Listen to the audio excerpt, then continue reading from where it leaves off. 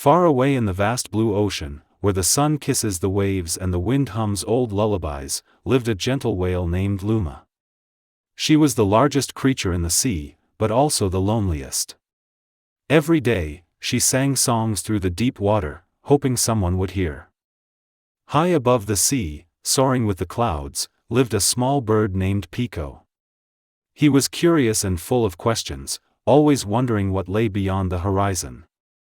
But unlike the other birds, Pico felt drawn to the sea, not for fish, but for the haunting melody he heard echoing from the waves below. One day, driven by that song, Pico flew lower and lower until he saw Luma's great blue back rising through the surf. "Who are you?" Pico chirped. "I'm Luma," she rumbled, startled but happy. "You heard my song?" "Yes." Pico flapped excitedly. "It's beautiful. But why do you sing?" "I sing because I'm alone," Luma said. "There's no one in the deep sea to talk to." "I'll talk to you," Pico offered. And from that day on, the bird and the whale became friends.